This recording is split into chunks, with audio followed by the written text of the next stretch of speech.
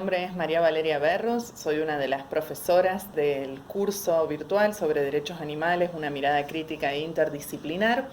Y en mi caso en particular me gustaría compartir con ustedes algunas indicaciones y algunas ideas referidas al segundo módulo, en el cual lo que hacemos en este curso es analizar cuál es el estatuto jurídico del animal no humano en el derecho privado argentino. En ese sentido, es importante señalar que contamos con algunos cuerpos jurídicos que son fundamentales dentro de nuestro ordenamiento legal, como lo es específicamente el Código Civil y Comercial de la Nación. Ustedes van a encontrar dentro de la bibliografía una serie de textos que abordan cuál es entonces el estatuto jurídico del animal en ese espacio, ese gran espacio o esa gran rama del derecho, como se la suele llamar, que es el derecho privado, a donde se enumera de qué modo los animales van a ser considerados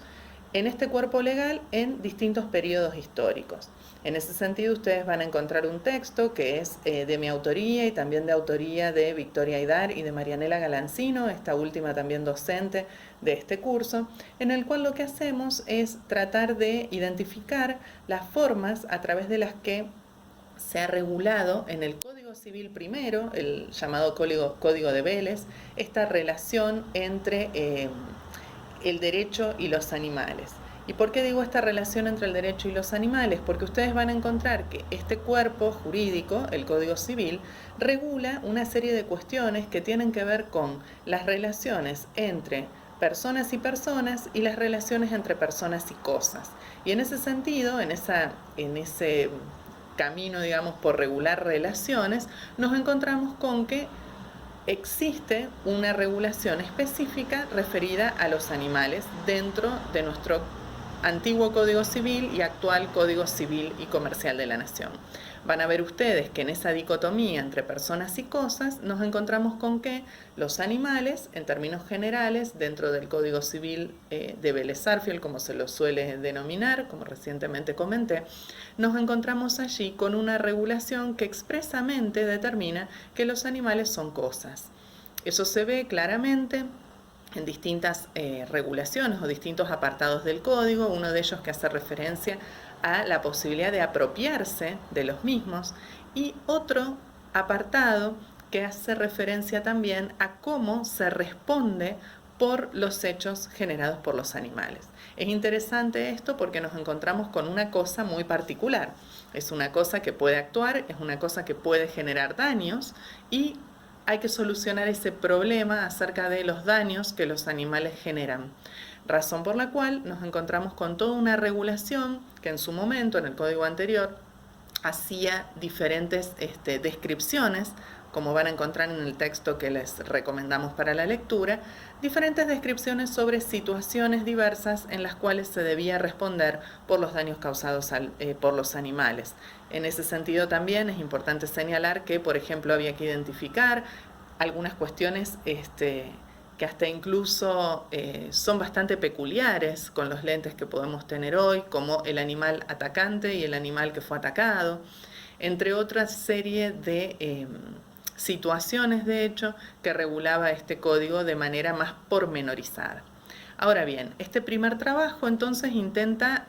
echar luz, en primer lugar, sobre cómo se regulaban esas relaciones entre personas y cosas, y en particular esa cosa tan específica que son los animales según la regulación de nuestro Código Civil original. Pero, por otro lado, nos encontramos también con ciertos matices que ustedes van a encontrar en el mismo texto. Es decir, hay algunos matices que permiten pensar justamente que esa cosa tiene un carácter, esa cosa llamada animal, tiene un carácter bastante diferente de cualquier otra cosa que podamos imaginarnos. Entonces ya desde el principio nos encontramos con algunos matices o algunas grietas a través de las cuales mirar de una manera diferente la regulación respecto de los animales. Luego nos encontramos con una segunda parte que se focaliza en el código actualmente vigente, el Código Civil y Comercial, que entra en vigor en el año 2015 y que pone también sobre la mesa o arroja una serie de posibilidades, ¿no? De qué manera vamos a seguir regulando la cuestión animal. Y ahí lo que nosotros hacemos es trazar cuáles son las líneas de continuidad existentes, que son varias, pero también hay algunas líneas que permiten pensar en ciertas transformaciones. Con lo cual nos encontramos allí con una puerta abierta también, porque esas transformaciones que tienen que ver con la introducción de algunos artículos, especialmente van a ver ustedes algunos artículos que tienen que ver con la limitación del ejercicio sobre derechos individuales, cuando se afectan derechos que pueden tener que ver con lo colectivo o también llamados derechos de incidencia colectiva. En ese sentido nos encontramos allí con un nuevo paradigma que se incorpora dentro del Código Civil y Comercial y en cierta forma lo ecologiza, y eso por supuesto tiene su repercusión en términos de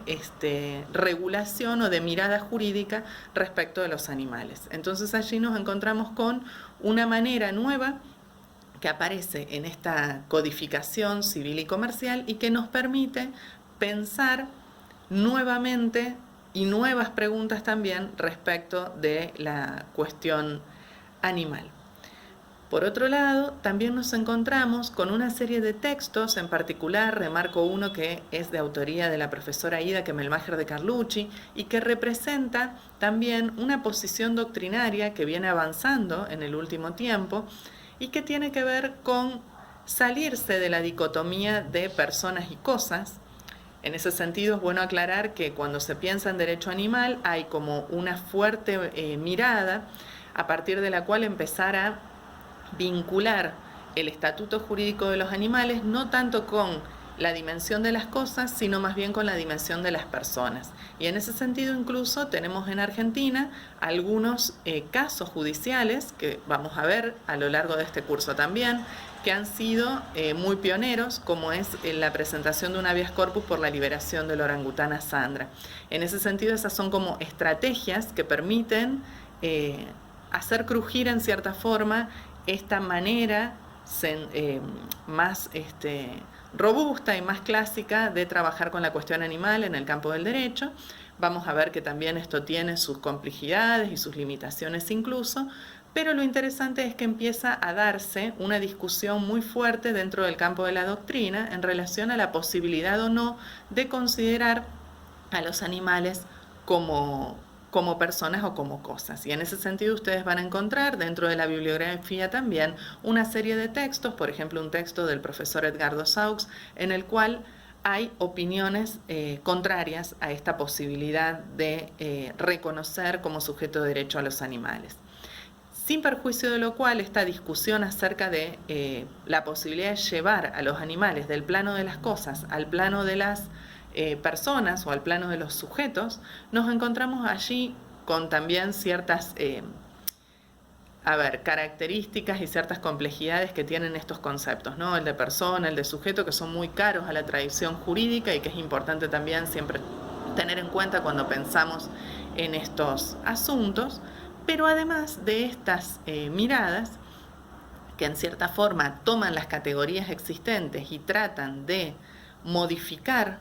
en función de esas categorías cuál podría ser el estatuto jurídico de lo animal, nos encontramos con otras propuestas que plantean la posibilidad de pensar en una tercera categoría. Esa tercera categoría que no tiene que ver directamente ni con las cosas ni con las personas y que permitiría introducir a los animales allí dentro. Y en ese sentido nos encontramos, y también lo vamos a ver a lo largo del curso, con una serie de incipientes